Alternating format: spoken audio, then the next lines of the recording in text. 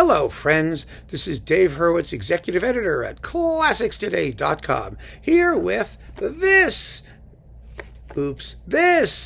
Ormandy, Minnesota recordings, or the Minneapolis Symphony in those days. Now it's the Minnesota Orchestra. These are his earliest major recordings. And there are, oh my goodness, there's a lot of stuff in here. It's 11 CDs and some serious premieres, all recorded between basically 1934-35, just in like a tiny two-ish year period. And, these are legendary, of course, because they're very old. Are they worth hearing today? Well, Ormandy fans will want this. I wanted it because I'm a professional doing reviews and a certain kind of a historian of recordings. I'm not necessarily a fan of historical recordings. I really need to say this in the most honest possible way. You don't need this if you have other versions of these works. There are no revelations here. There really aren't. They're just interesting for people who like to make comparisons or who want the earliest recorded versions of certain pieces. And that's all I can say about it, however fascinating it might be. So keep that in mind. Keep that in mind. If you are new to classical music, or if you're just building your collection and just getting started, you're going to see people jumping up and down and screaming and raving about this stuff. But the fact of the matter is, don't listen to them yet. There may come a time when you want to hear this stuff. It'll probably by then all be available for streaming at no money whatsoever, and that will be the time to do it. And I say this up front because I really, really want to be honest about it. I may be very excited about some of the things in here, but that doesn't mean it's right for you. And so with that in mind, I'm going to go through here the track listings, and we're going to talk about these things. Some of these recordings sound surprisingly good for their era. Some of them sound horrible. This is not a question of being able to access original source material, because they didn't have original source material for recordings like this in those days. They weren't recording on magnetic tape. They were on shellac, lacquer discs, or whatever they were. So the game in most of these cases, if you don't have original source copies, or at least of the original pressings, is you find the best one that you can, and then you run it through your recording process and denoise it as much as you can, and hope that what comes out is tolerable. And by and large, what comes out of here is pretty tolerable, but not all of it. For example, first we have the premiere recording, evidently, of the Rachmaninoff Suite, which was recorded in 1934. It was one of the first things that they did. And it was, how is it as a performance of Rachmaninoff? It's fine. Sound is terrible. Absolutely terrible. And there are splendid recordings of the Rachmaninoff Suite. It is not a piece of music that, calls for, genius in interpretation. It calls for color and character and personality. And in this performance, they don't even have a cymbalum. They had to use the piano as a substitute. So again, maybe it was the first one. Next, then there's Eugene Zador, his Hungarian Capriccio, which there are not many recordings of. So that's fun to have. And let's see. Oh, look at this. And we've got Enescu, Romanian Rhapsody No. 1, which was kind of an Ormandy specialty. And he does it very, very nicely. Actually, this performance is more exciting than his stereo remake in Philly, which I never particularly cared for. And you get Three Dances from the Bartered Bride by Smetana. See, all this stuff, these little things particularly, have been done so well. And mostly by Ormandy in his remakes, too. People say that at this time in his career he was a little lively or a little quicker. Well, sometimes he was and sometimes he wasn't. But he was always better recorded later. So, let's not kid ourselves. And then we have Leo Sowerby's arrangement of the Irish Washerwoman, 2 minutes and 3 seconds of it, and Dvorak's Scherzo Capriccioso. Well, this is a bit bizarre. It's 8 minutes and 54 seconds in this performance. No doubt that's because they wanted to fit it onto 278 RPM record sides. But the piece is easily 12 to 15 minutes, and they cut the bejesus out of it. Oh my! About, a third of it is missing. So that just rules it out entirely. And then we've got the Brahms Hungarian dances that were orchestrated by Dvorak. That's 18, 19, 20, and 21. And that's disc 1. There's a lot of little googies in there, sniglets. And sniglets are fun, but I like my sniglets to sound great. And does anyone really care, what a 2-minute sniglet of a Brahms Hungarian dance sounded like in 1934? I mean, I don't. I really don't. So, again, musical importance. That's no, I don't think so. Next, we get Ormandy's only recording of Schumann's Fourth Symphony. It's okay. It's not a great Schumann Fourth. It's, okay. And Beethoven's Fourth. And then you get 7 minutes of the Leonore Overture No. 3, evidently something they attempted to record but either didn't finish or it wasn't released or something happened to it. So you get 7 minutes of that, but you do get the whole Fourth Symphony, which is also good. But he did later, and of course it sounds much better. And the Schumann, well, there you go. That's at least an original, an Ormandy one and only. Of course, the fact that he only recorded it back in 1934 may tell you something about how he felt about doing Schumann generally. That could be a consideration. Next, CD3, Schoenberg's Verklärte Nacht in the string orchestra version. Well, that's fun. And Honegger's Concertino for Piano and Orchestra with Eunice Norton playing the piano. And Kreisler's 3 Old Vienna dance tunes. The Liebeslied, the Schön Rosmarin, and the Tambourin Chinoise. And those are all fun. And then we get the Caprice Viennoise also, and another, and Liebesfreude, and it's all Kreisler bits. Not all of them are from the 3 Altwiener Tanzweisen. The 3 Altwiener who cares, really? Do you care? I don't care.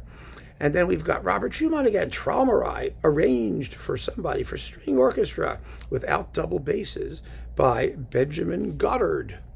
Well, there you go. That's sort of a novelty. 4 minutes and 23 seconds of novelty. Disc 4, this is all like ballet music. It's De Liebe. Ballet music from The Source, from Sylvia, from Coppelia, and we've got a Wolf Ferrari from the Jewels of the Madonna, his 2 intermezzi, which are really fun. I mean, the intermezzi from that opera are really, they're fun pieces.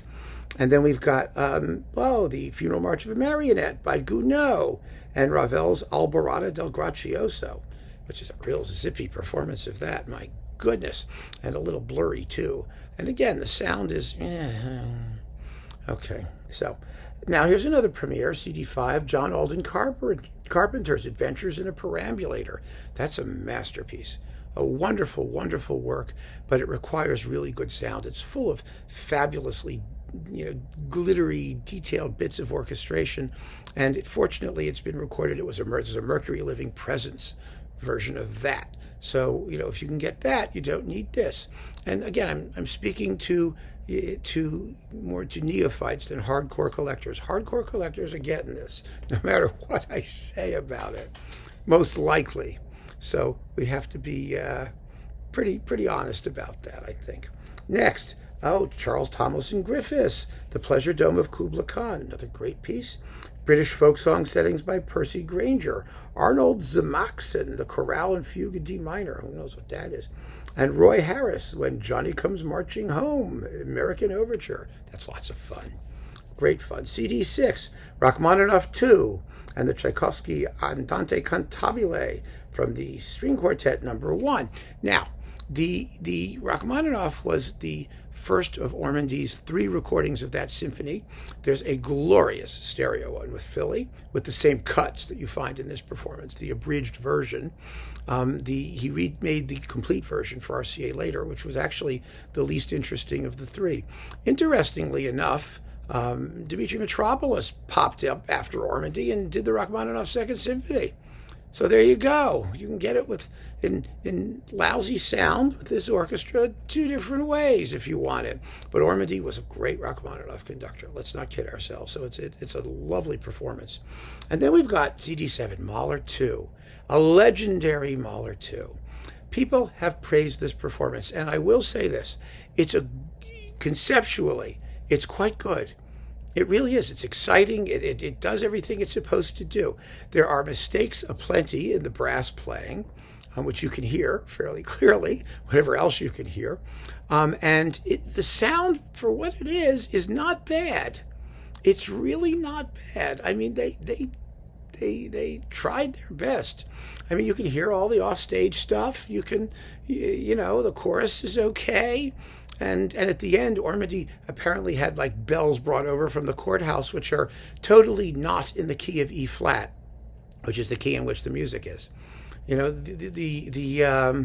Mahler doesn't specify pitches for the bells. He just wants deep bell sounds. But Ormandy decided to throw in a few, which makes the clashing clangor and dissonance rather interesting, I will say. I enjoyed hearing this performance again. I did. And Ormandy re-recorded it in Philly, and if anything, the sound was worse. His Philly recording on any CD incarnation or LP that I've heard is absolutely unlistenable. I don't know what went wrong with it, but it's distorted and overloaded, and it's just an embarrassment. I don't know if it could ever be fixed if it were remastered. So, Ormandy's Mahler 2 is compromised either by its age or by the incompetence of the engineers. That's just the way it is. And then we've got some Johann Strauss goodies. There's a Strauss disc, and Ricardo Drigo, the Valse Bluette, from something or other, from Quatre Airs du Ballet. Drigo was the guy who made the performing arrangement of Tchaikovsky's Swan Lake. Ormandy recorded the Drigo version. Ansermet recorded the Drigo version.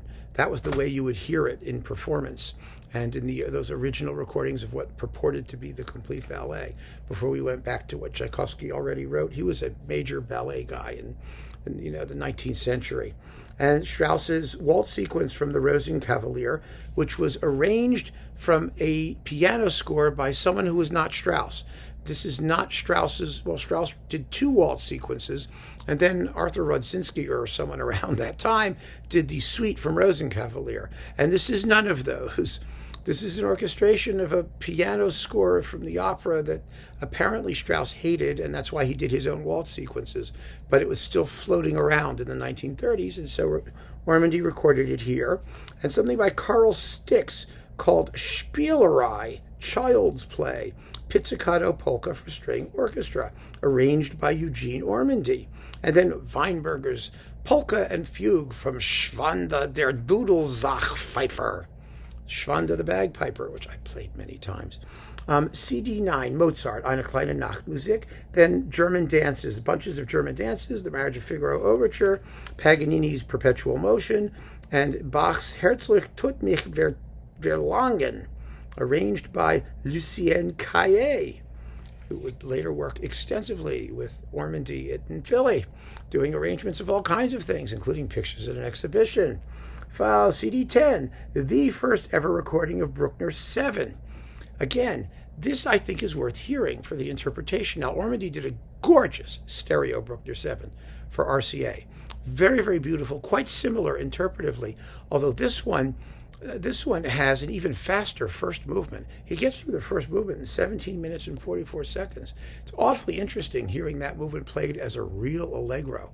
Then he takes 25 minutes over the adagio, which is quite slow, compared even to his later one. So this is very, very interesting. His Bruckner deserved to be taken seriously because he really, really knew it and cared about it, evidently. And this isn't, you won't hear Bruckner like this, that's for sure. And it's pretty well done. It's well played and it sounds okay. So that was all pleasantly surprising. CD11, last disc, Sibelius 1. Now, this was the first recording, at least by an American orchestra, of Sibelius's First Symphony. And Ormandy, always a very fine Sibelian, did it 2 more times. The best one is his second one, the Sony stereo recording. He might have done it 3 more times. I forget what's in the Ormandy mono box. That may be there too. Who knows?